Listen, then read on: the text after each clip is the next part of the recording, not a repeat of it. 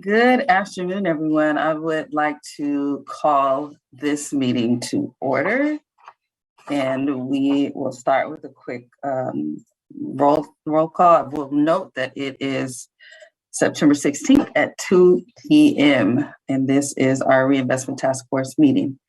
So we'll call the roll at this time. I am here, Pamela Gabriel from Bank of America. Good afternoon, I'm here. Thank you. Sergio Cuero from Citibank. Hello, everyone. Good afternoon. Present. You're here. Is Ali Tarzi Chase here? He's traveling today. Okay, and no other representatives from Chase. Just That's correct. Sorry. No, it's okay. And then also Frank Robinson is not here today. Just making sure no other representatives from Union Bank. That's correct. Absent, no alternates. Okay. Rockette Yoel from US Bank. Good afternoon. How are you? Good to see everyone. You are here. Wonderful. Antonio Barbosa from Wells Fargo. Hey, good afternoon. I'm here.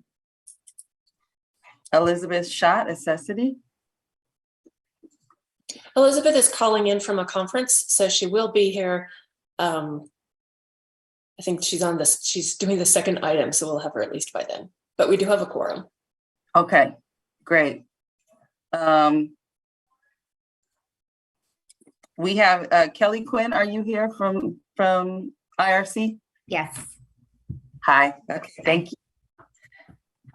And then we have our representative from LISC. Ricardo's not here, but Nadine Umatoni. Hi. Make sure I'm pronouncing your name right. How do I pronounce your last name? Umatoni. Yeah, you got it. Umatoni. Yeah. All right, awesome. Mm-hmm. And then Adolfo Ventura, we have from NAC, you are here. Yes, I am. Okay, thank you. Awesome. And Stephen Russell. I am here. I'm going to log out and log back in. My video is not working, so I just wanted to I will disappear momentarily. I'll reappear hopefully moments later.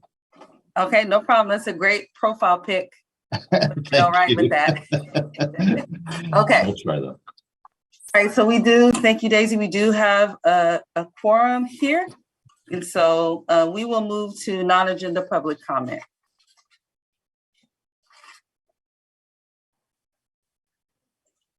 Public comment about items on today's agenda, as well as non-agenda items, will be received as live audio-only comment when indicated during the designated portions of the meeting. Participants may use Zoom's raise hand feature, which is located on the toolbar at the bottom of the Zoom window. If you're participating by phone, you may hit *9 to raise and lower your Zoom hand feature. I will call on each public speaker in turn. When I do so, please unmute yourself, and when prompted, provide your comments. Public comments are limited to 3 minutes or less per person. And it looks like at this time, I am seeing no non-agenda public comments. Okay, thank you. And I'll just go back. Peter, you are here. Thank you so much. I did not call you. Sorry about that, and thank you. Okay, so we do not have any non-agenda public comment. Now we'll move on to task force member comments. And I think if you raise your hand for me to see, then that will be the best way for me to call on you. Any member comments at this time? I don't see any hands raised. All right. Oh, Stephen, please. I never miss an opportunity. I just wanted to let folks know that we will be having our annual Affordable Housing and Community Development Conference this month, Conference and Institutes, October 31st and November 1st at the Marriott. Many of you on this call are participants already, either in panels or as sponsors, but we'd hope you would all attend. And very much looking forward to one of our keynote speakers will be Shioni Flegel, who is the new Executive Director of Housing California. We've reserved a lunch keynote spot for her. So it'll be a chance for her to meet our region. So I hope you will join us. Thank you so much for that. Daisy. Thank you, Madam Chair. Elizabeth has logged in. Oh, there you are. You're right here. Okay, while I was trying to figure this out, we got you on the right side of the meeting. Also, Steve messaged all of us that his video isn't working, so that's why it's off. Normally, all of the RTF members have their video on because this is a public meeting.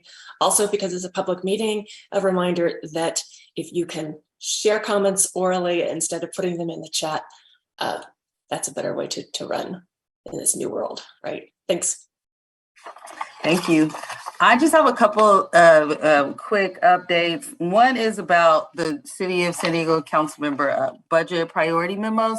So we have changed the budget process starting this year. We are publishing our budget memos much earlier at the end of this month. Normally that process begins at the beginning of next year, but we want to be in a position as a council to be on the front end of some of the preliminary decisions that are being made in the budget process. So just as you all move forward with your various projects and asks and everything, I thought that that might just be a good thing for everyone to know, the public and this task force. Also, just another brief announcement about the council confirming the appointment of Eric Dargan as our new Chief Operating Officer. He comes from Houston with a wealth of experience, having served in the areas of Houston's water and transportation operations, permitting and billing, customer service accounts, and capital projects. And also, we know Houston is really also known for tackling their homelessness issues there. And so we're very grateful to have Eric joining us at the city. The last thing, on Monday, this upcoming Monday, the San Diego African American Genealogy Research Group is going to be hosting a community discussion about the reparations, the California Reparations Task Force, and that is from 6:30 to 8 p.m. at the Central Library. It also is available on Zoom, but I just wanted to give those 3 updates. And if there is nothing else, we can move on to the approval of the minutes, and I will, if there aren't any changes, I'll entertain a motion at this time.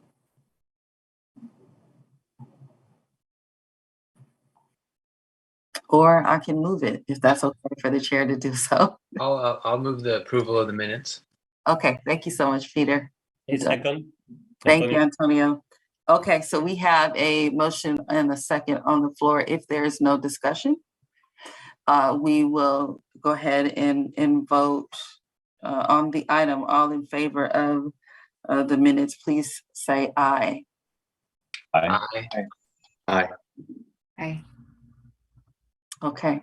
Any abstentions? Any opposed? Okay. That passes unanimously. Thank you. And so we will go over to Daisy for item number 5, our staff report. Thank you, Madam Chair. Hi, everyone. Welcome to our first meeting of the fall. The way the calendar falls, this is our 3rd quarter meeting. The RTF has public meetings held quarterly. This month, we're really looking forward to the speakers and are glad they were able to join us with all of the focus on homeownership through the Worth Grant, which is going to continue. We have not been talking as much about small business, and we wanted to bring the spotlight back to this really important area. So we have 2 different sets of speakers coming to talk today about what they're seeing out in the field, the trends, things that we should be aware of that we might not know because their ears are closer to the ground than us. And then also our guest Nadine, who's here for Ricardo, will be sharing what they learned and accomplished through a really cool small business grant and training program. Our second item is the Middle March Fund, which came to us before. This is a collaboration between some folks who have worked in this arena that are known to us and Civic San Diego. It is a really innovative new financing tool. We're always on the lookout for those, right? And how we can support them for middle income housing. And so when they came before, we heard the concept and said, okay, let us know how that goes. Well, now they're back with 2 projects under their belt and another underway. And we're really looking forward to sharing what we've learned about that with you and from them. And then the last item last month, at our last meeting in June, we heard about special purpose credit programs. Bank of America is the first RTF bank to come out with a primary mortgage that will be an SPCP. It is a pilot, and so we were eager to learn more. And Bank of America has sent speakers who will tell us about that. Also, since our last meeting in June, the RTF did submit a comment letter signed by the co-chairs for the Community Reinvestment Act reform renewal. We don't expect to hear anything for several months based on past, how the other rules have gone. It will be probably 6 to 9 months, perhaps even longer, if it's like, quote, controversial, because I think we are watching and all the advocates are watching to see if the new rule remedies what the original sin of CRA, that it was based on, the legislation was created because of discrimination against people of color, and yet CRA doesn't mention race at all, which is why we always talk about low and moderate income folks. And we all know they're not the same, and the issues have not been resolved. So we'll be waiting to see if that gets fixed in the new reform. So far it hasn't been, but people are still hoping that maybe in this last go around it will. And then last but not least, many of us, District 4, Antonio, the Wells team, the San Diego Housing Commission communications team, who are also helping to run this meeting, and many of others of us are working around the clock to stand up the homeownership equity project funded by the Wells Fargo Worth grant. There's a lot of back office stuff, as you can imagine, starting to set up the data systems and getting trained on that, and how we're going to do procurement. And the announcement. The announcement is going to be next Wednesday. We're honored to be joined by Chair of the Housing Commission, the CFO from Wells Fargo's National Housing Philanthropy folks who are working with us on the Worth grant, members of our executive committee team, including MAC Project, the Senate President Pro Tem, oh my God, Tony Atkins, so many titles, the mayor, and both of our co-chairs, Council Member Montgomery Stepp and Supervisor Joel Anderson. You can see my brain's a little full right now. There will be a press release that goes out on that date. There will be social media that many of us will be putting on either, on a corporate account, perhaps if it's, Wells Fargo, I'll do it on a personal account, LinkedIn. A lot of our partners will probably also have access to that, like Mac, since they're involved in the press conference. And we hope that you will also help to amplify the message and spread the word. We're all so excited about this. The RTF is going to be integral to making this all happen through our partnership. The RTF is probably one of the biggest reasons that we were awarded this grant, because Wells Fargo recognized that across the nation, there is nothing else like us that brings together all of these different sectors, all these different partners, and that we have a history of working together collaboratively. We're not like, oh, hi, how do you do? Let's get to, let's see how we can work together. We already know how to work together, and that's going to make us really strong. That's it. That's enough. That concludes the staff report. We appreciate the staff report, Daisy, and we appreciate everything that you do between the meetings to make sure that we are informed and to make sure that we have a robust agenda and that we're getting as much information that is out there and disseminating that to the public. So I want to just make sure we have no public comments on this item. There are no public comments at this time. Thank you. Any task force member comments, questions? Okay, I'm gonna go fast if I don't see your hand. Let's go to item number 6. And this is an info item on California Social Entrepreneurs for Economic Development Program. Nadine, I hear that you will be presenting this, so please proceed. Thank you, Madam Chair. Hi, everyone. My name is Nadine Umutoni, and I've been working for the Social Entrepreneurs for Economic Development Program since it piloted in June 2021. So I've been part of LISC since June 2021, and I'm happy to share what we've been doing so far. So the program started in, as I mentioned, June 2021, and we received a grant from the state, mainly to focus on refugee and immigrant entrepreneurs. And so it's anybody who's a refugee or an immigrant. We don't look at anything else, as long as they identify as that, and who want to start a business or who already have a business and want support in continuing their business. And so the grant we received we divided it in a way that each entrepreneur who applied could get between 5,000 and 10,000, and that depends on their business plan, on their budget, and how big their business is.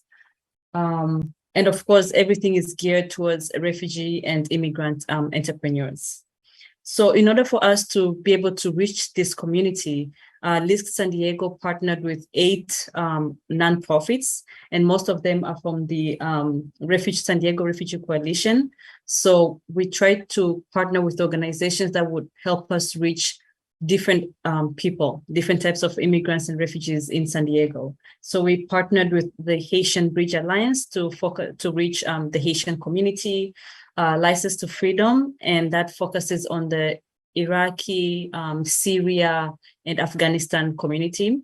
And that way we were able to reach people who live in El Cajon and different parts of San Diego.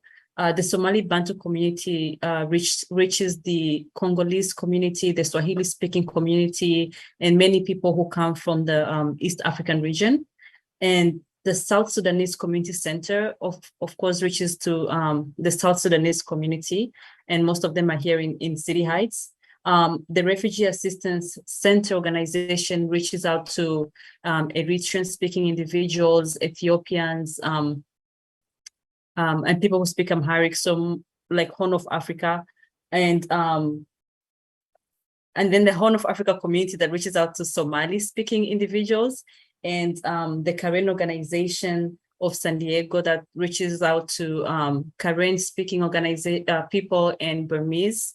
And finally, the United Women of East Africa that focuses on women entrepreneurs, and it's mainly women from East African nations.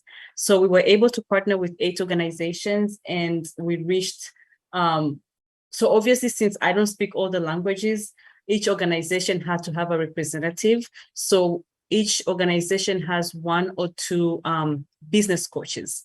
And these business coaches speak a total of 12 languages. So with this seed program, we're able to reach people who speak more than 10 languages.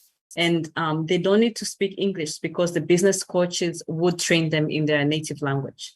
And we had a training for 10 weeks, and the entrepreneurs applied for the training, and they had to go through the whole training, the entire 10 weeks.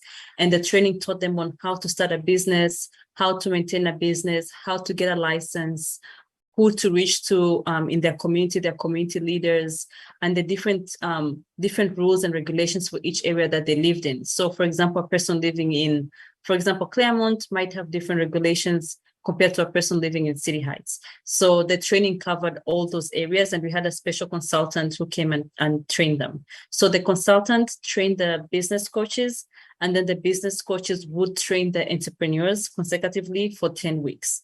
So altogether, this program was able to train it reached around 250 people, and it trained around 150 who applied. So at least 150 people have the education of how to start a business, how to maintain a business, where to get a license, and how to grow their business. So it's great that we were able to reach 250 people to spread the word about the program, because out of those 150 that were trained, 117 applied for the grant.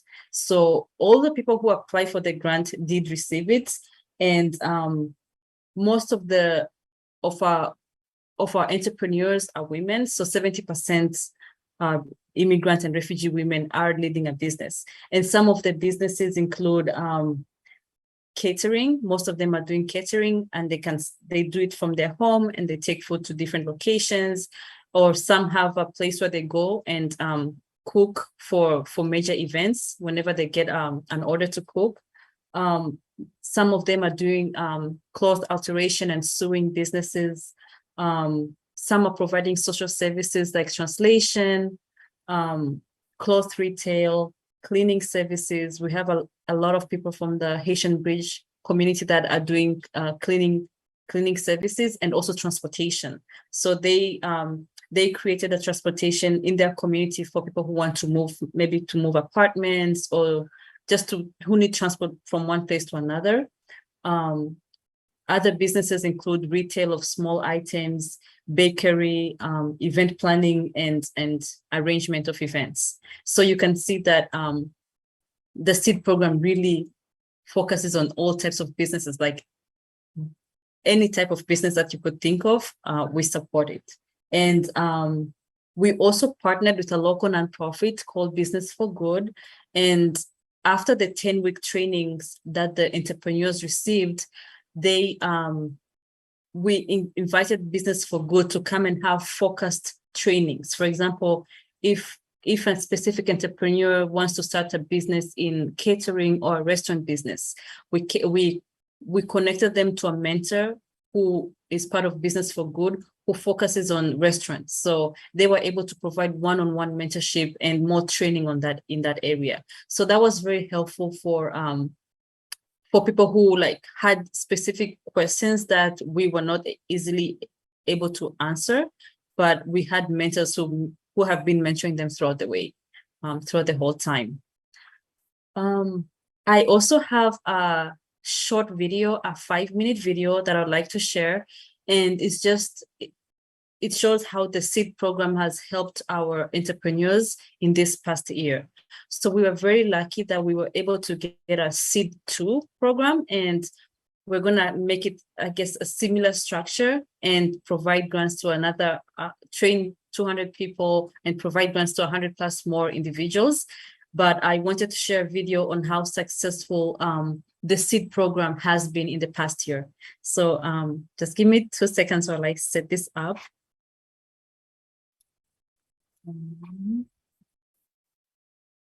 And let me know if you cannot hear it.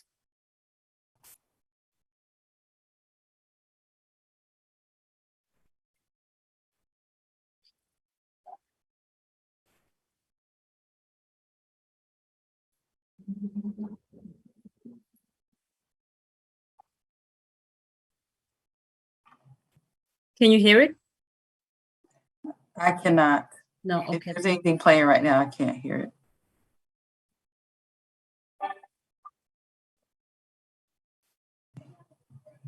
Let me try one more time to share with voice. Sorry, Daisy. Okay. Quite all right, take your time. We've had this problem before with people trying to share videos on Zoom. If you can hear it, I don't know if you were muted, if it's possible to come through your speakers, or maybe the opposite, if that's the problem. I could hear it. I wonder if there's a, oh yeah, okay, I'm gonna share sound just so that, okay. All right, let me know if you can hear it and see. I'm gonna start. And so this video, before I start, this was created by a son of one of the business coach, the person who trained the entrepreneurs, who's also an entrepreneur, but not an entrepreneur of the SEED program. But and the organization is called License to Freedom, and this is the one that reaches Arabic-speaking individuals who mostly live in El Cajon, Santee, and Spring Valley.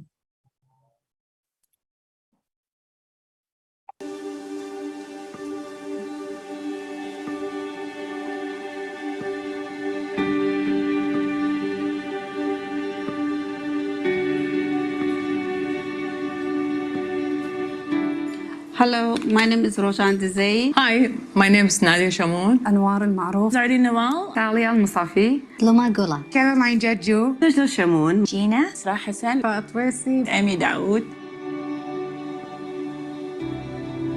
Started my business as a florist. My business name is Nazli's Arrangements. I started a year ago. I start my business, the Middle East travel agent. I run a small business named Candle Sweets. My business name JSM All Natural. My business name is Najla Sweets. I do sweets and cakes for all occasions. I heard about Seeds program from one of my best friends. From Facebook, Chaldean Radio. From a License to Freedom.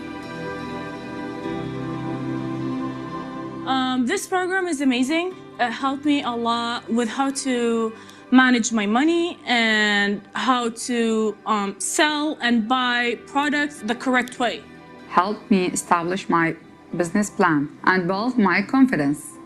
It's helped me a lot because I can go outside, work outside. Well, they helped me how to organize my ideas. The most important thing that I've learned from Seeds program is how to protect my business. I learned how to ensure and market my business. The seed program helped me finance my new equipment. Of course I would, because it's helped me, so whatever who need help, they might help him to start or to do business or to do anything. For sure, I would recommend this program for all my friends and family who want to start a new business. The program the people was very friendly and they told me a lot of things about my business. As a woman, I highly recommend the Seeds program to any woman who wants to start their own business. Hi, my name is Gada. I'm the business coach for Seed program here at License to Freedom organization. The purpose of Seed program to teach people who want to start their business the steps and the process from A to Z, from getting license, getting the resources, and also how to create their business plan and their budget, and also how to managing their business. We need to understand that by helping people to establish their own business, we contribute back to our American economy. Thank you, LISC, for funding this program. You help a lot of people to achieve their dreams, their goals, and to start their new business. Thank you, and God bless you all. What made this program successful was the women themselves, who showed up ready with their entrepreneurial skills and made it possible to create a sense of community belonging here in a new land. We have 21 women completed the program and the training and started their own businesses, with having access to grant, not loan, so they don't have to pay it back, which is perfectly serve the need of Muslim community so they don't have to pay interest. It's not easy to escape war, violence, and carry trauma.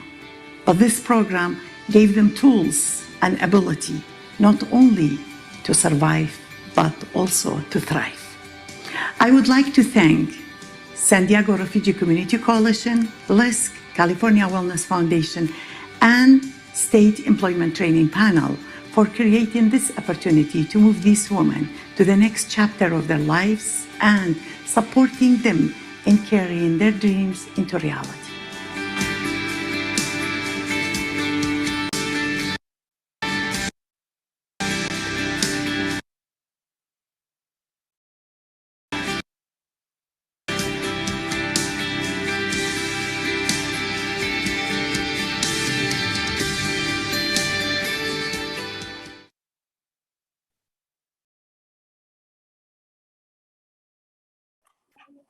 Thank you. That's the short video that I had. Yep. Thank you. Thank you so much for the presentation. I want to check in with public comment. Do we have any? As a reminder, members of the public may use the Zoom raise hand feature to indicate their desire to comment or ask questions. And I am not seeing any raised hands at this time. Okay, thank you. We're going to move to the task force members, and we have Stephen Russell. Just a really quick comment. I've had the opportunity several times in recent months to go to downtown El Cajon to see what the Chaldean community has done in revitalizing that area. And so when we talk about, grassroots community economic development, I was very touched by these stories, because I see that I will be walking in through the doors of shops of these women one day soon. it's just a wonderful feeling. And so I want to thank you, Nadine, for the work that you're doing there, and to Liz. Thank you. Thank you. Antonio. Yeah, I want to echo Steve's comment. Congratulations for the great work. Also, I want to need your help to kind of teach me how to make that Zoom video sound work, because I can never make it work.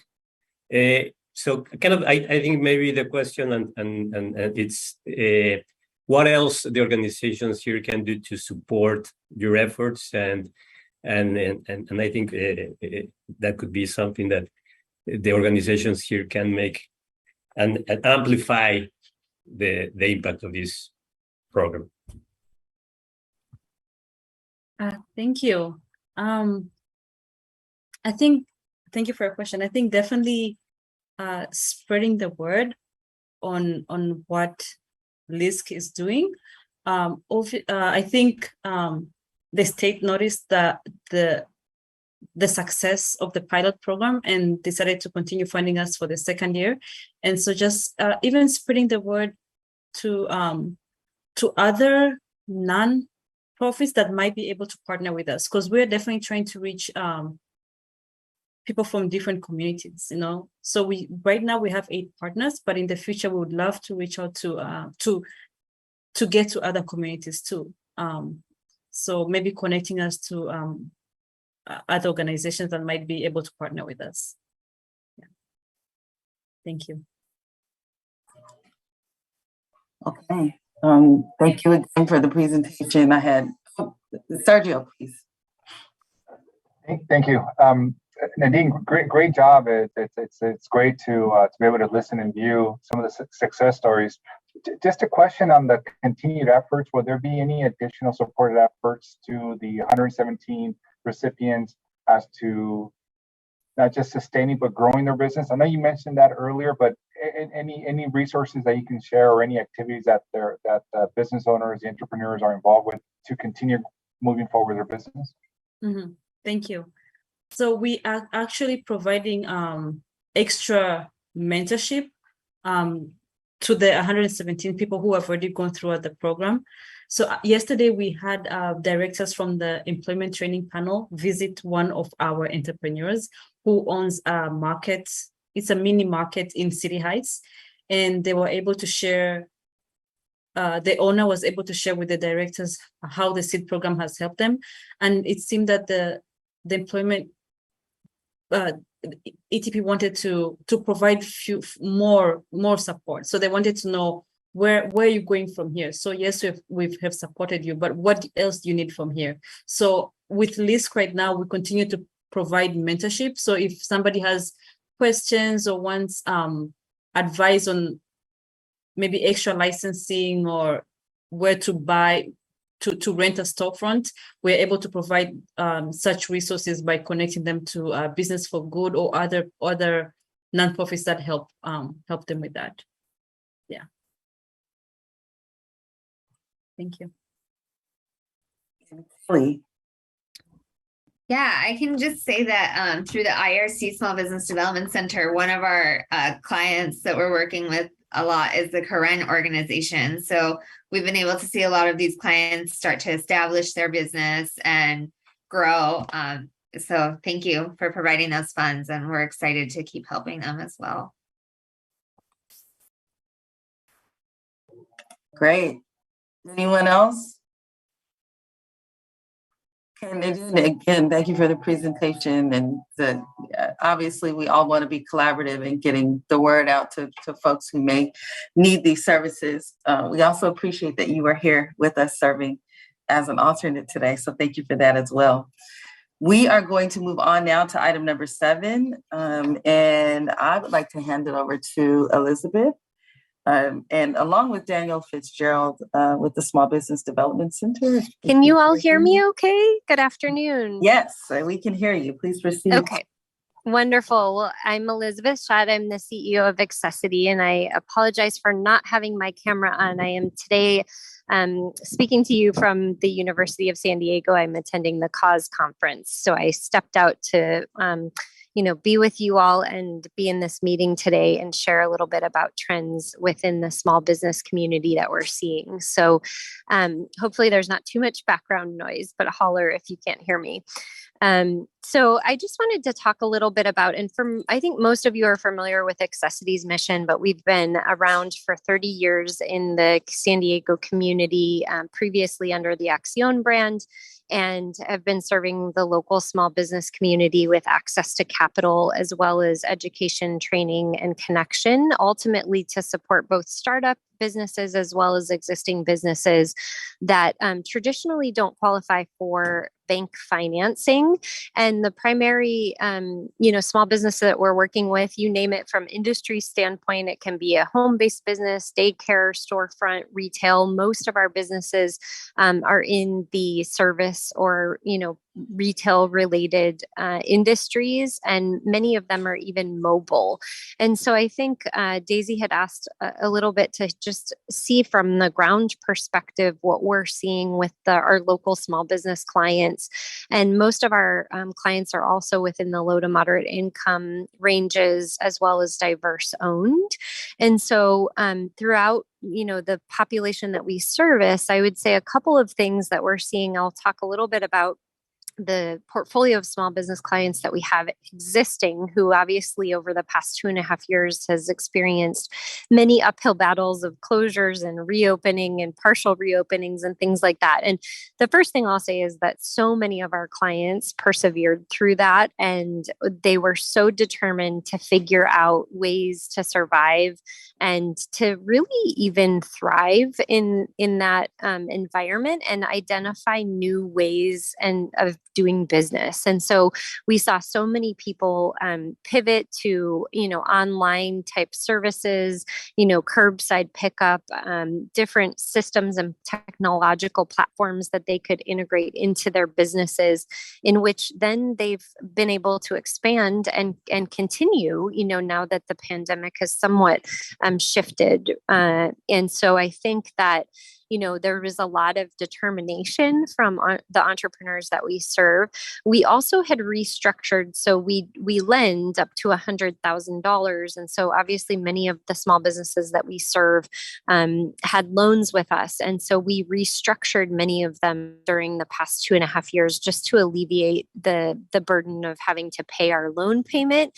And thanks to many of the RTF members for the philanthropic support that was provided to Accessity and able to do that for the clients. But I would say one really positive trend that we've seen is that all of those clients, for the most part, who we restructured their loan payment, have actually come back and resumed payments. So about 98% of those clients have resumed making payments, which means, they were able to pivot and survive through the last couple of years. So that's a really positive sign. And we certainly are continuing to provide a lot of education and technical assistance connections to those clients. I will say the other trend that we're seeing is higher loan sizes, average loan sizes. So typically our organization, because we start as little as $300 all the way up to $100,000, typically our historical average loan size has been closer to probably $15,000 to $20,000. We've seen an increased average loan size of about 25 to 35, or closer to even sometimes 40,000.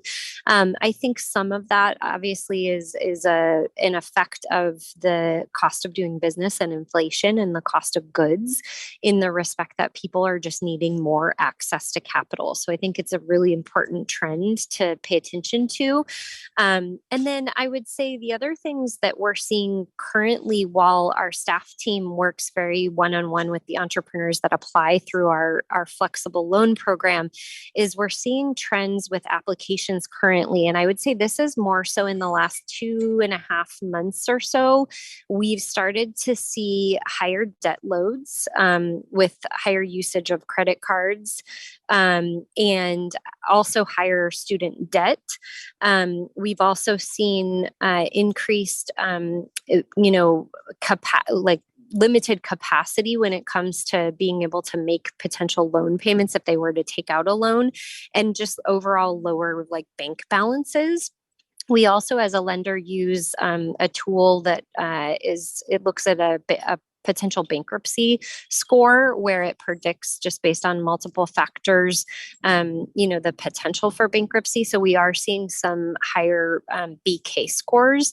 And we saw many of these similar types of trends back in 2008, 2009. And so, I think we're certainly starting to see more of that lower FICO scores, credit scores. And so we're seeing a lot of that in applications. And so I think as a flexible mission-based lender who's a CDFI, a community development financial institution, the important thing for us, and this was similar when we went through the recession this last time, it's really important that we as a staff team take the time to really work with these borrowers and spend the extra time, because oftentimes if you utilize, tools where potentially somebody can get auto declined, if you take the time to actually speak with them further, understand their situation, and really look at creative ways to be flexible. And fortunately, as a nonprofit, we're able to be more flexible than traditional banking and finance institutions are.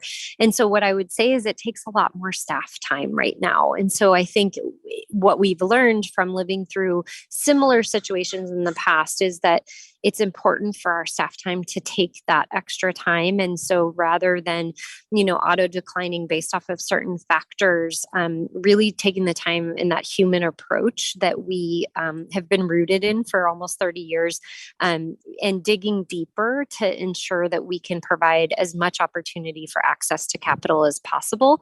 The other thing that I would just mention that we're doing is that we are trying to partner, very regularly with our key relationships with the SBDC, Women's Business Center, SCORE, because there's a lot of financial management, coaching, and guidance that I think small business owners need right now from an educational standpoint.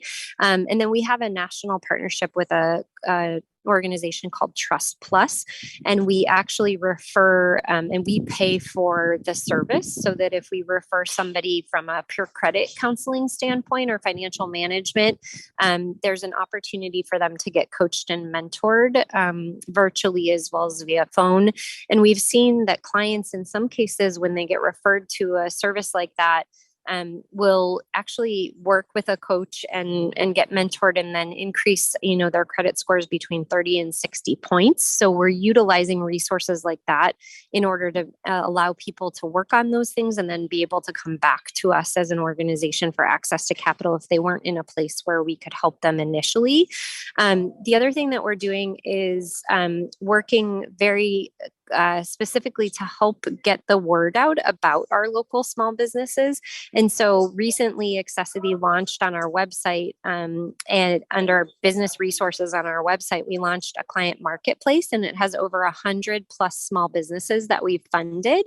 And we're just really sharing that with people to encourage people to shop locally, to support our local small business owners. If you're doing catering events at your company or organization, and you can actually filter by location. You can also filter by veteran-owned business, women-owned business, Black-owned business, for example, if you're seeking to support a particular demographic. So I think just continuing to spread the word, and support small businesses in not only our professional world, but also in our personal lives if you're spending local dollars, right? And the last thing that I would just say is just trying to facilitate media and publicity opportunities for our small business clients, because I think the more business they have right now during this recovery period from a sales perspective, the better. So those would be some of the trends. I'm happy to answer any questions. And I know our great partner, Danny Fitzgerald from the Small Business Development Center, is going to speak as well from his perspective. So thank you so much. Thank you. Yes, Danny, please proceed. Absolutely. And Elizabeth and I partner all the time on different conversations and everything. And I appreciate how she's able to set the lending perspective as one of the many different lenders that we work with, as well as number also on this call too. So that we certainly work with. So just again, quick reminder of who the Small Business Development Center is. So, because I know Kelly Quinn in particular doesn't know. So just making sure you're awake, Kelly. And I'm like, don't worry. And Sergio, if he, he'll have to get in his archives, but he remembers.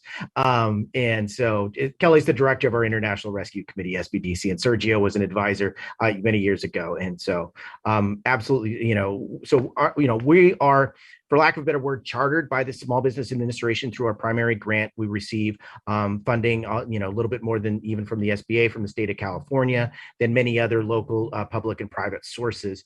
And then I work for Southwestern College as the prime recipient of the grants.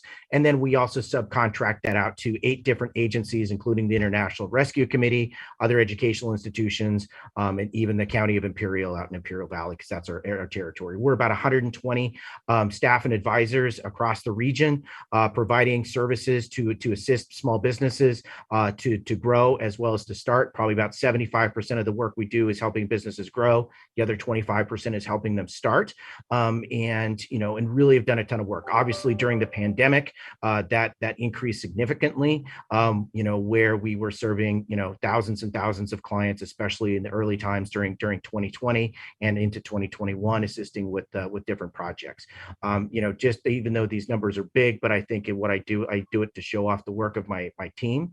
So since the pandemic started, so that was March of 2020, we helped people access about $750 million in capital. That represented about 55,000 hours of one-on-one business advising type of work, in addition to probably about 12,000 different training webinars and seminars. So that's really the kind of work that we've done in touching so many different people, really trying to help people grow. We provide services in well over a dozen languages.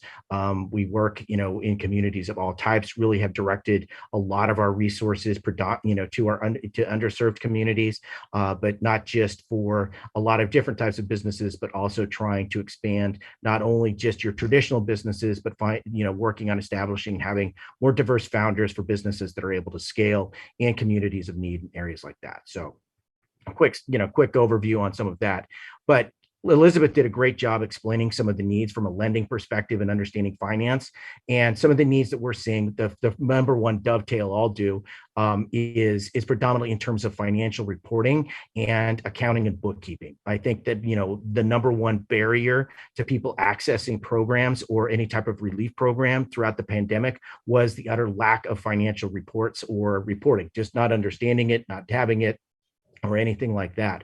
And so as we've come out of the pandemic, more out of the pandemic, the number one program that we're pushing very hard, we call the Business Financial Fitness Program. And that's a kind of a combination of about 16 hours of classroom time, mostly here online, or we do quite a bit in person, delivered in different languages. And that's really to boost their understanding of everything from cash flow analysis, profit and loss statements, and even more importantly, pricing of their products or services to ensure that type of service. And so that's one of the number one things that we're certainly seeing.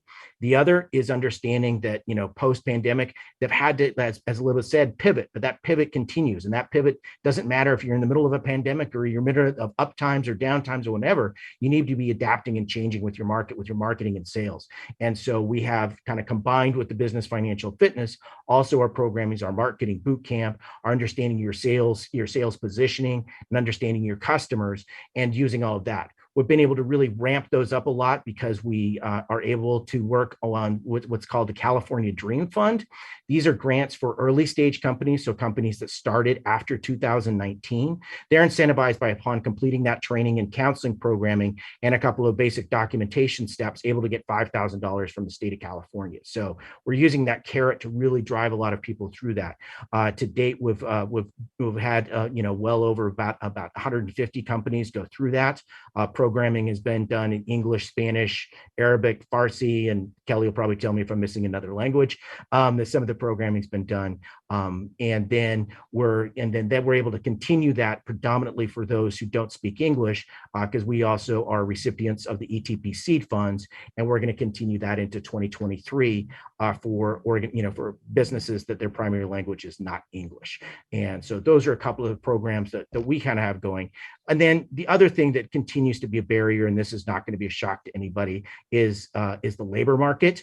and just the difficulties of finding employees and retaining employees, is particularly in service-based industries. That's been a struggle, and also just for a small business that has 1 or 2 employees, it's very difficult for them to be, they're having difficulties being competitive, in terms of benefits or other opportunities, or even opportunities for advancement, because it's such a small organization. And those are some of the things that they've faced with that. And then beyond that, the one that everyone understands is, of course, the price of goods or other products is certainly impacting it, and they're having to adjust their pricing and adjusting their business models. And so that's why I think, again, circling back to the business financial fitness, what we're really able to do is help them better understand how they're going to have to change their pricing and what things they're looking at in order to adapt their pricing as perhaps their costs of labor, as their costs of goods, of wholesale goods certainly increases, ways in which they're able to adapt. So that's really what some of the critical needs that I'm seeing. So really it's the financial management, which ties, if you don't have proper financial management, you sure as heck can't apply for a loan. But beyond that, you also can adjust your business and adapt to the particular things, especially as people have increasing debt loads in post-pandemic, that's even more important. So we're happy to answer any questions. Okay, thank you, Danny. Thank you, Elizabeth. Before we go to task force members' questions and comments, we'll just check in with the public and see if there are any comments there. There are no comments or questions from members of the public at this time. Thank you very much. And any task force members have any comments or questions?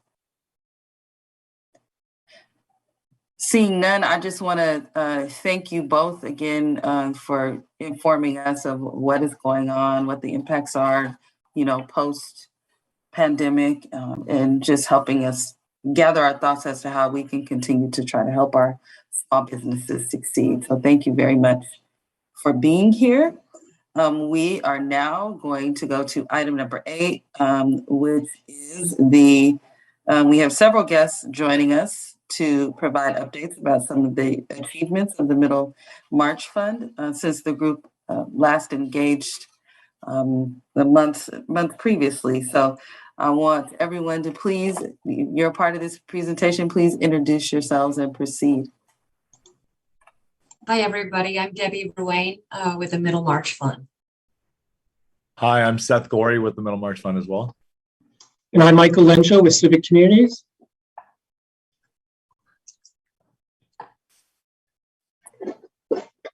Okay, if it's the 3 of you, Debbie, please proceed. Yeah, hi, everybody. Thank you so much for having us. We're here before you. Seth, you're going to be running the PowerPoint, so I'll have to say next slide. We're excited. Can everybody see it? Can you all see the PowerPoint? Yes, okay. Michael, would you do a quick little intro, because you are familiar with this group from a previous presentation? Yeah, certainly happy to. And for those that aren't familiar with Civic Communities, we are actually recently certified as a CDFI, and we provide lending and investment throughout the county along with technical assistance. Housing is a focus of ours. I certainly want to acknowledge that Stephen Russell is the vice chair of Civic's board. In terms of middle income housing, some of you may recall actually back in 2004, the task force was instrumental in the creation of the Capital Collaborative and the Smart Growth Fund. The Smart Growth Fund raised $90 million and actually started to make investments in housing and commercial development throughout the county. Unfortunately, as it was alluded to before, in 2008, the recession unfortunately hit, and the Smart Growth Fund decided to discontinue operations. Obviously, the need for housing did not go away. Barry Schultz ran the Capital Collaborative, so we as Civic, with the direction of our board, re-engaged Barry back in 2017 to look, is there a potential for a new Smart Growth Fund focused just on middle income housing? And he did come forward back then, present to the REMA as a task force. His initial findings that it didn't look like the fund was viable, and obviously the need was there and significant. Happy to note that we've had significant progress since then. Most importantly was us partnering with Debbie and Seth with Middle March on the Middle March Fund. So I'll turn it over to Debbie to share their successes. Great. Thank you very much, Michael. So Seth, will you go to the next slide, please? So many of you know me from the San Diego Housing Commission. I was there up until about 3.5 years ago. I saw the need for housing at that time grow exponentially, mostly the impact on the 0 to 80% AMI portfolio that the Housing Commission owned and managed. It became 100% occupied and people were staying longer and longer and longer because the leap from government subsidized 80% AMI housing to market was getting further and further apart, $500-600 a month. And so what I wanted to do was to create a funding mechanism that filled in the middle income. And because of the partnership with Civic, so thank you, Steve Russell, thank you, Michael Angel, we were able to take the Middlemarch Fund and extend it. Next slide, please, Beth. So we're talking about folks who earn essentially $60,000 to $120,000 a year. These are people who are critical in our communities. You know these people. These are people who earn too much to qualify for government subsidized housing, but not enough to pay for the market. And what happens? They get impacted by having to live in Temecula or Tijuana, driving further, sometimes having to work 2 or 3 jobs. It has so many implications from social equity to climate action. And so these are the folks that we're trying to house. Next, please. What we have is a fund. We are on our 3rd fund now. The first 2 were proof of concept projects. We'll show pictures of those in the middle. But what we were trying to do is raise funds to invest in market rate development and add a subsidy, not a government subsidy, but a private sector equity subsidy to some of the units, and deed restrict those units so that they would be affordable to folks between 80 and 120% AMI. Next slide. This is a slide I use for folks to, when they say, why aren't we building middle income housing? Well, right now a developer has to pay for land, they have to pay for their soft costs, and they have to pay for their hard costs. And right now we're almost at $500,000 a month to build 1 apartment. When you're building market rate housing on the far right, you borrow bank money, that's a hard debt. And then you have equity investors, and those investors need a return. They usually want 15, 18, sometimes higher %. Because the developer has to service the debt and repay the equity investors, they have to charge high rents. Affordable housing is almost inverse. It's mostly tax credit equity with just a little bit of debt that needs to be serviced. And so affordable developers can charge lower rents. But we're still left with a gap between the high end of the subsidized and the low end of the market. So the Middlemarch Fund comes in, and what it does is, since we can't change the cost of land, very rarely unless the government steps in and offers it up, which the city of San Diego and other communities are doing, we really can't impact land. We can't reduce any of these soft costs. We can't reduce hard costs. As a matter of fact, they're going up. What can we manipulate in order to build more housing? For us, it's the capital stack. We can impact where the source of money comes from, and we can impact policies and ordinances. So we were part of Mayor Gloria's middle income task force. Seth and I were just at the Board of Equalization in Sacramento 2 weeks ago, making a presentation on a potential property tax waiver or abatement for middle income housing. So this is where the Middlemarch steps in, and it tries to help the developers build housing. Next slide, please. So we are now on Fund 3. What we are looking for is investments in $500,000 tranches. We have a 5-year term from the investors, and each $500,000 essentially will subsidize a rental unit, and we put a deed restriction of 30 years on it for the developer. And we're also with the partnership with Civic, which is tremendous, as a CDFI and a nonprofit. Some of the folks who invest in us want to go through the nonprofit arm. Middlemarch is a fund, it cannot be a nonprofit, but the alignment with Civic is so crucial to us because it enables us to take funds from social impact investors, foundations, philanthropists, and employers, because it was said earlier, employers they can't attract and retain enough talent. And Monica, you know this story about DSD. There's 250 positions in that department and 50 vacancies. I know they're working on that, but that's 20%. And so what that's doing is that's slowing down our ability in San Diego to issue building permits. Why are they vacant, those positions? Because people can't earn enough money to pay for housing. It's so ironic.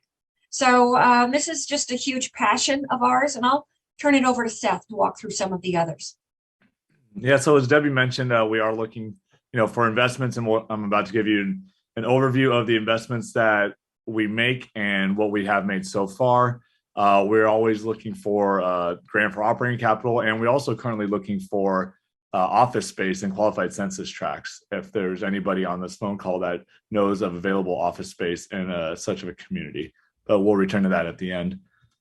So just an overview, excuse me, of our portfolio. As Debbie mentioned, we've done two investments so far and one-off projects. Right now, we are currently raising for a third fund, which will be a multi-investor, multi-asset pool. It is a 5-year term fund with the option to extend for 1 year, just so we can make sure that we can wind up investments appropriately as we are investing in ground up construction. As I'm sure most of you know, things can get a little hazy just on timelines for those. And so we're giving ourselves that option. Our fund is very straightforward. We invest into developers at an 8% interest rate in exchange for deed restricted units, as Debbie mentioned before, and a 1% origination fee. We take an asset management fee managing the funds and then pass everything back to the investors. We are looking for equity investment and also the potential for CRA investment on the lower end of the 80% to 120% AMI spectrum. Our investments are safer in that they act like debt. We go in directly after bank debt or construction loans and are paid back immediately after that and before the friends and family of the developers who require that extra return, such as 15%. And in addition to that, something that makes our investments a little bit safer is that we are not for pre-development. When we work with the developers, we wait until the CDs are approved, the permits are approved, and they have construction funding. So we are more of a gap financing just to fill in an extra bit of the funds needed for the capital stack. And we don't have that pre-development risk. So the first project that we did was the Sequoia project on 5th and Redwood, which was with Bishop Ventures and Murphy Development. And so this was a 100-unit development and the first project that used complete communities in San Diego. There's no parking in it, and they are naturally occurring affordable housing for the most part, except for units that were deed restricted up to 55 years. Now, this was our first investment. We did not necessarily advocate for additional units on top of what was already deemed to be deed restricted from the city. So we did invest $400,000 into this for 8 units to be deed restricted though. And what happened was between groundbreaking and lease up, the studios went up $800 with the market, the massive increase. And so we're lucky that there was a certain amount of affordable units deed restricted to keep workforce housing and low income housing in the necessary deed restriction. And so this started development early 2021. They've completed development they had their grand opening in April of 2022 and are almost stabilized and looking to refinance, at which point this investment was done with Civic. And as Debbie mentioned, they are going to reinvest in our next project or next fund. And the second project that we invested in was a 39-unit development in North Park. This is with Naturally Affordable Housing, LLC, which is David Iwashita and John O'Connor. 19 units in this project are deed restricted, 4 required by the density bonus and 15 from our $750,000 investment. There's 12 studios and 3 one-bedrooms. And we are really excited about this development. They just broke ground a couple months ago and had their official groundbreaking this last 2 weeks ago, which we were happy to be a part of. And thank you, Stephen Russell, for being there as well, representing Civic, who was also an investor into that project. So our pipeline is pretty strong. We're very happy with it. We have 12 projects in 2022 looking to break ground in Q4, and an additional 6 projects in 2023. And as you can see from this map, they are spread from Oceanside all the way down to San Ysidro. And here is just an overview of the pipeline without too much information on it. If we can raise up to $25 million, we are hoping that we can deed restrict 300 units just in 2022 if we can invest into these projects. And so here's just an overview of the benefits that Middlemarch can provide to the investor, to the developer, and to San Diego. We do not take public subsidies, which increases our speed to market. We provide a lower cost of capital to developers, which helps them achieve the returns that they need in order to take the risk to build these, as well as providing lower rent or middle income rent to our missing middle. And Michael, I'll pass it to you to just wrap it up for us. I'll just reiterate the point. As we look at this as an investor, they really want to note the point here that we looked at this as a reasonable return at an 8%, a 6% net return. To the point, it really feels more like debt than equity. It is structured so once they refinance the project, like Sequoia is doing now, we are refinanced out and repaid. So it's generally a fairly liquid investment. It does sit between the construction firm debt and the equity. As noted, we don't close the investment, make the financing investment until the project's ready to break ground. These are truly shovel-ready projects. In terms of the developer, the benefit to them is it is a fixed return. For them, it's a fixed 8% return. Their true equity investors are looking to 15, 20% return. We're asking for 8%, and we don't have voting rights, so we don't dilute the true investors. And as Debbie will tell you, these developers, they want to build middle income, not high income. They would rather do rents in that middle income. When we provide this lower cost capital, this allows them to lower their rents, do it at middle income. Of course, these units lease out really quick. So for their perspective, they can run a pro forma and be confident they're going to lease every unit. Then obviously the benefits here, we are focused on infill development along transit. So we address a number of social factors, both from the environmental perspective and the housing work nexus. So we were really happy with the first investment. We're actually going to go back. I don't want to speak for a board, but increase our next one to $500,500,000 for our next investment.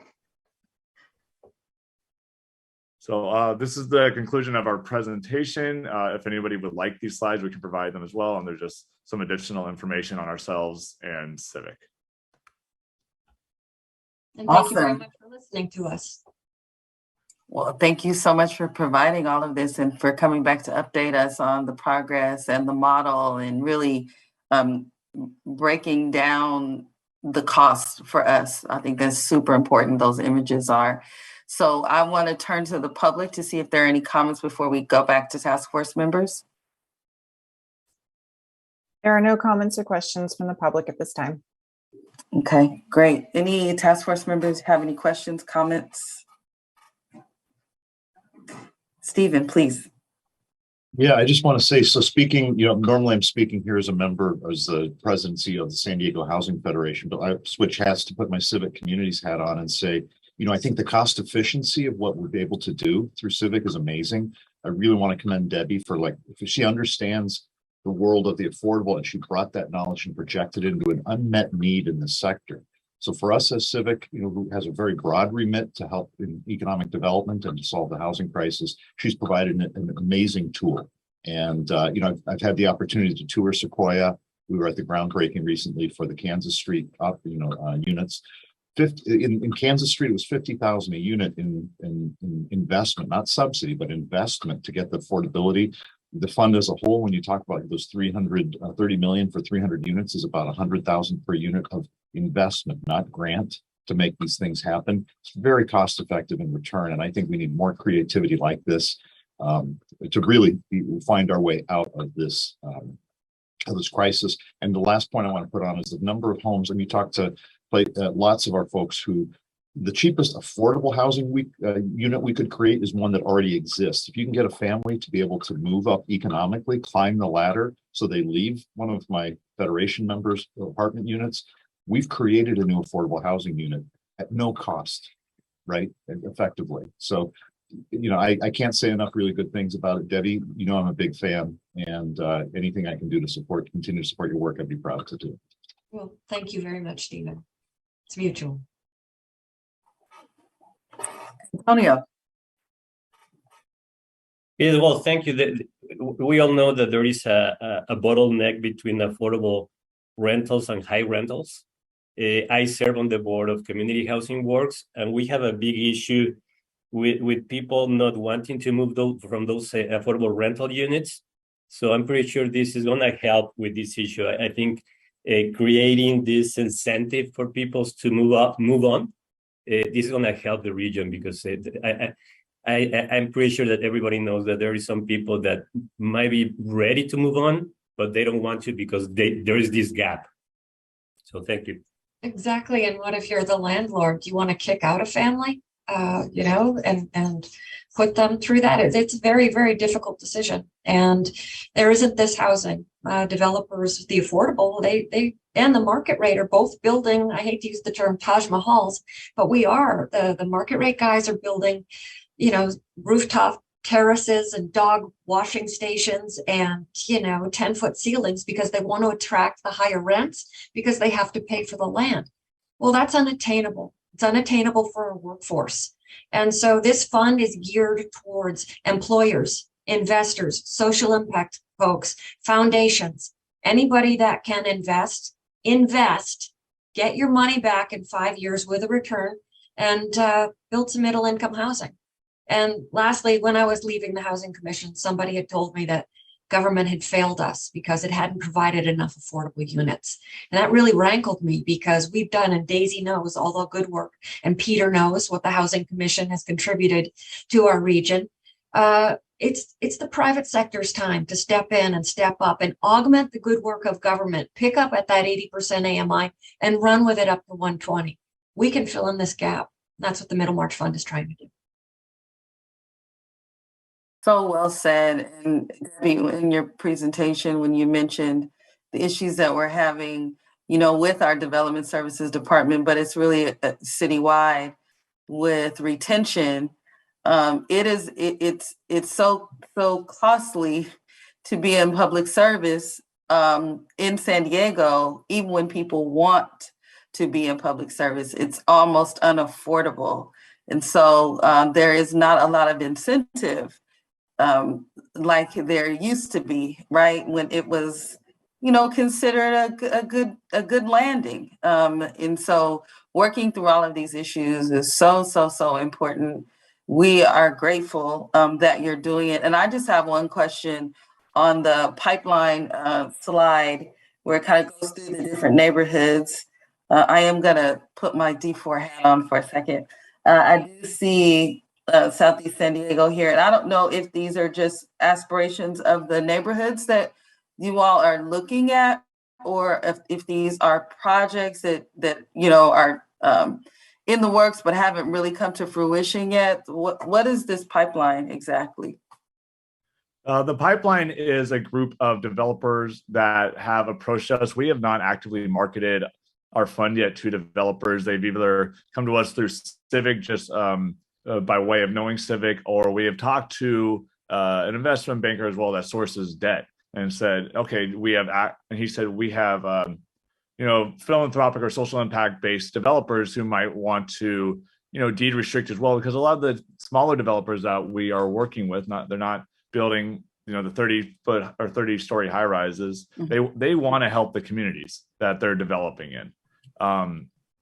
Kansas Street, who we worked with, David Iwashita, has invested all along El Cajon Boulevard. And so it's the same with these other developers, Andrew Malik, Alexander Alamani, just to name a few, who want to invest in the communities that they know and they love. And so once we have reached our first capital call minimum of a few $1 million, we're trying to raise $5 million before we start investing in our next round of projects. Then we will go out there and say, okay, who can we invest in right now that's ready to break ground? Right. We're actually afraid to say, hey, developers, bring us your deals, because it would be a floodgate opening up. There's so many urban infill TOD deals that fly under the radar. They're either not suitable for affordable housing because they're not close enough to a school or a grocery store, or they're not the developer's not going to get an A++ development out of it. Once we say, hey, developers, we've got money, we'll be able to sprinkle these middle income units into market rate developments so that there will be this full continuum of housing opportunities for people. And they can stay in the community, in the building, in the neighborhood as they improve their situations. Yeah, no, good point. And I know that there's quite a bit of interest from quite a few of our residents in Southeastern San Diego to provide this to our market. We're actually talking to a few developers in your district about just this, because the middle right now, in some areas in the county, you can't build A+. The market rates don't pencil. You'll hear that from the developers. I can't get the rents I need to make it happen in that community. Well, guess what? It works great for middle income. And a lot of communities are saying, you know, we've got too much affordable in our community. We want more market rate. This is how I see how Seth and I and the civic team sees that we're going to be able to do that. And yeah, I just think balance is so important in our communities, that we build them out, you know, accordingly, so that we have all different types of people at different income levels or different perspectives in our communities. So this is awesome. And I know we'll, you know, continue to ask for updates, and if you need anything, certainly let us know. Seth, did you have anything else that you wanted to say? I would just reiterate that what I brought up earlier, you know, we are looking for office space in a qualified census tract. And we are, you know, as we're actively fundraising, we are putting our full time into this, and we are looking for grants as well to help in the middle income space. So thank you for your time, and greatly appreciate being here today. Thank you. And this may be somewhat of it showing my ignorance, but I wanted to know if there's any way that banks could be involved in this effort, if they already are, or are there restrictions on either side of the equation? How do we get involved in a way that's tangible as a reinvestment task force? Debbie, can you take that one? I wouldn't know how to answer that. I mean, I don't know exactly what your abilities are. It would be fabulous to be aligned with the RTF. You guys have such a powerful voice, and Daisy said it earlier, there's nothing else in the country like what you are. If there was a way to figure that out, I'd really love that. And it would probably involve a conversation with the civic team, Michael and Andy Phillips, the president, and probably Stephen Russell to help guide some of that. I would love that. This is, it's my hope is that there is an organization with as many leaders as you have that says, we're backing this. We want to help you. Okay. Well, we can get together and figure out. We know how to collaborate, if nothing else. So thank you so much again for taking the time to update us. And now we're going to move on to, I believe, what is our last item of the day. In June, we learned the special purpose credit programs are an important tool to expand fair access to credit, particularly for consumers and communities impacted by discrimination. On our last on our agenda today is a presentation about Bank of America's newly introduced Community Affordable Loan Solution, which is a special purpose credit program. I'm pleased to give the floor over to Pam, and Rose, who are going to present. Please proceed. Good afternoon, everyone. Thank you so much for the opportunity and time. I know that with our partnership with the RTF, this has been a hot topic and something that we've really wanted to get in front of. While this is a pilot, I have invited Ms. Roseanne Gelmain to join us, my wonderful partner. She is a Senior Vice President Production Manager within Consumer and Small Business, who will be helping us to explain and answer any questions that we may have and take an overview on this particular program as well. Roseanne, lovely to see you. I'll pass it over to you. Thank you. Thank you, everyone. And it's an honor to be with you today. So we introduced our community affordable loan solution program just less than 30 days ago, and we've gotten some fabulous response from the public. So as you may know, a special purpose credit program is designed to help individuals who historically have not been able to access credit. So that's exactly what the purpose of this loan is. It's available in 5 markets: Los Angeles, Miami, Detroit, Dallas, and Charlotte. And there are requirements, borrower requirements, as well as property eligibility requirements. So the borrower requirements is that the applicants have to be first-time home buyers. And we're using the HUD definition that they cannot have had interest in property and real estate in the past 3 years. We also are asking that because we want to make sure that not only they achieve their homeownership dreams, but they're able to sustain homeownership. So prior to taking an application, there will be a special counseling program that they need to go through.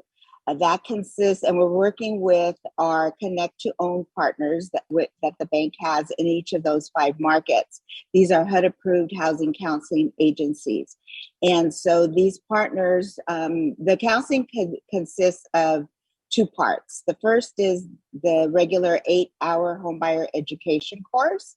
But then the second part is individualized one-on-one counseling in order to assess the individual's financial capability as well as their credit capability as well. And so that is really, the one-on-one counseling is really unique to each individual borrower. Some may be ready and only take 1 or 2 counseling sessions, while other individuals may be need more, to develop a budget. Perhaps their debt to income ratio may be a little bit high and they have to develop a budget, pay down some debt. So it's really geared towards the individual. As far as the program itself, it is a 0 down payment loan.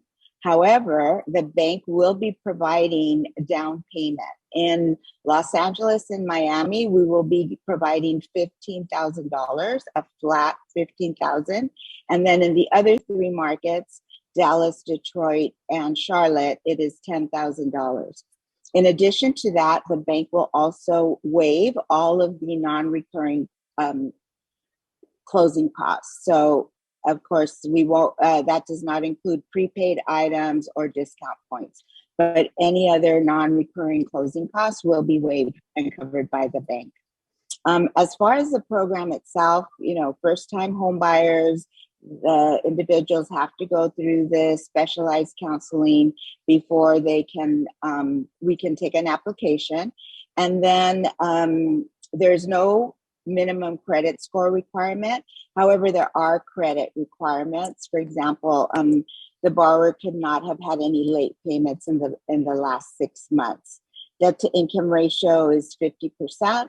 And all of these loans will be manually underwritten to make sure, I know one of the former speakers, previous speakers was talking about giving individualized attention to those files. And so that's exactly why they will be manually underwritten. As far as the property eligibility component, that consists of the property that they will be living in does have to be located in a 50% or higher African American or Hispanic multicultural census tract. And just to give you some idea, I'm from Southern California, Los Angeles, and about 54% of the census tracts in Los Angeles would meet that requirement. So a lot of flexibility. The income requirement is 150% of the area median income. So the qualifying income cannot exceed 150% of the area median income. That's the program. It launched just less than 30 days ago. We will be doing, really, it's rolled out as a pilot. So probably we will be looking at how these loans perform in the next 18 to 24 months. We have a handful of loans already in the pipeline where clients have been ready more or less, and they've gone through the counseling. It's only taken a little while. And so again, but not a lot, but a lot of interest from the public, from a lot of the community groups, very excited that we're offering this program, as well as real estate agents, very, very excited. A lot of these communities, again, me from Los Angeles, it's been a struggle to have to find affordable housing or programs if you're a first-time home buyer to really help you meet those home ownership needs and goals. So we don't have a presentation. I'm sorry about that. And that we should have one shortly, but any questions that I could answer specifically about anything that I covered? Thank you, Roseanne. And we're fine with the information that you gave us. Thank you. We'll just may invite you back, but thank you so much for that. Before we go to task force members, unless Pam, you have anything else so far right now? I just wanted to add that this program is an addition and complements Bank of America's existing $15 billion community home ownership commitment, which Daisy and we have already shared with the RTF. That commitment was originally to help 60,000 individuals across the country into affordable homes by 2025. At this point, we've already helped about 36,000 people. So I was already very excited about that program, and wonderful to hear about this one. So thank you, Roseanne, and I can't wait to have it here in San Diego. That concludes for me, Monica. Thank you so much, Pam. Want to check in with public comment first. There are no comments or questions from members of the public. Okay, thank you. And task force members, any questions, comments? Raquel, yes, please proceed. Thank you for the presentation. I was just curious how you decided, or the extent you can share the thinking behind the 5 markets that were selected for the pilot. A lot of it had to be with, some of the challenges in those markets, like I said, when it comes to home ownership. And so that's really how they were selected, based on some of the challenges that we've heard. We do community roundtables twice a year.